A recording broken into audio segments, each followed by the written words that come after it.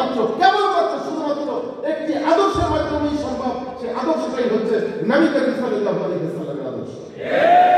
সেই আদর্শকে বাস্তবায়ন করার জন্যই বাংলাদেশ শ্রমিক কল্যাণ ফেডারেশন কাজ করে যাচ্ছে। আমরা এই শ্রমিক কল্যাণ ফেডারেশনের মাধ্যমে একটি সুন্দর সমাজ নির্মাণ করতে চাই। সময় তো ভাইরা, সর্বশেষে যে কথাটি বলতে চাই, আমরা আমাদের দেশকে ভালোবাসি, আমাদের দলের থেকে দেশকে অনেক বেশি ভালোবাসি। ভালোবাসা একটা নৈতিক দায়িত্ব তা নয়, এটা একটি ইমানি দায়িত্ব। আল্লাহ নবী সাল্লাল্লাহু আলাইহি ওয়াসাল্লাম তাকে যখন মক্কা থেকে বিদায় করে দেওয়া হয়েছিল, আল্লাহর নির্দেশ মোতাবেক চলে যাচ্ছিল হিজরত করে, তখন বারবার মক্কার দিকে ফিরে তাকাচ্ছিল আর বলছিল, ও মক্কা, ও আমার মাতৃভূমি, আমি তোমাকে অনেক ভালোবাসি, কিন্তু তোমার বুকের কিছু মানুষের আমাকে তোমার কাছে থাকতে দিল না, তোমার উপর দিয়ে চলাফেরা করতে দিল না। আমি তোমাকে তোমার ভালোবাসা নিয়ে বিদায় দিয়ে চলে যাচ্ছি। দেশের প্রতি ভালোবাসা শিখিয়েছেন আল্লাহ নবী মুহাম্মদ রাসূলুল্লাহ সাল্লাল্লাহু আলাইহি ওয়াসাল্লাম। সুতরাং আমরাও আমাদের দেশকে অনেক ভালোবাসি। আমাদের দেশের সার্বভৌমত্ব রক্ষা করার জন্য আমাদের জীবনের সর্বোচ্চ ত্যাগ রক্তটুকু আমরা রাস্তায় ফেলে দিতে প্রস্তুত রয়েছি, তাই না? আমাদের স্বাধীনতা বিনষ্ট করার জন্য অনেক চেষ্টা প্রচেষ্টা অব্যাহত রয়েছে, অনেক চেষ্টা প্রচেষ্টা অব্যাহত রয়েছে। ফ্যাসিস্ট সরকারের দোষরা দেশ থেকে পালিয়েছে বটে, পার্শ্ববর্তী রাষ্ট্রে গিয়ে তারা আবারও ষড়যন্ত্র করার চেষ্টা করছে, ঠিক না? একটা কথা না বললেই নয়, ফ্যাসিস্ট সরকারের একসময়ের প্রধান শেখ মুজিবুর রহমান সাহেব, তিনি মৃত্যুবরণ করেছিলেন, তাকে মেরে ফেলা হয়েছিল। তারপরে আওয়ামী লীগের কোনো অস্তিত্ব আর বাংলাদেশে খুঁজে পাওয়া যাচ্ছিল না। একটা সময় আবার পুনর্বাসিত হয়ে সংগঠিত হয়ে বাংলাদেশের রাজনৈতিকভাবে তারা প্রতিষ্ঠিত হয়েছে এবং একটা পর্যায়ে বিনা দোষে আমাদের নেতৃবৃন্দকে ফাঁসি দিয়েছে তাদের দ্বারা।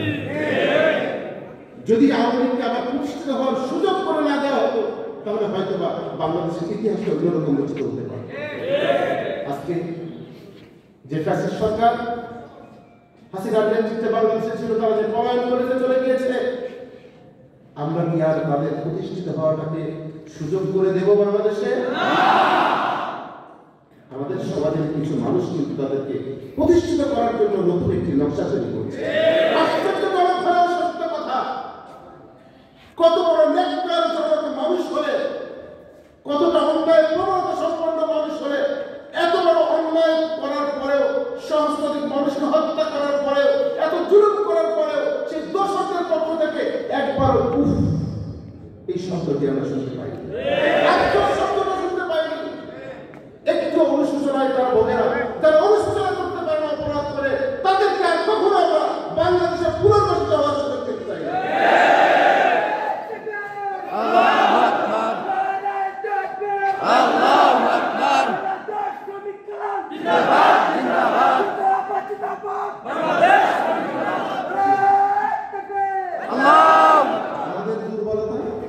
আমাদের নিষ্ক্রিয়তা, আমাদের চুপচাপ বসে থাকার কারণে যদি সেই দোষররা পুনর্বাসিত হয়, সংগঠিত হয় বাংলাদেশে, তাহলে আবারও কিন্তু বাংলাদেশের ইতিহাস বিকৃত করার জন্য তারাই সবাই ভূমিকা পালন করবে।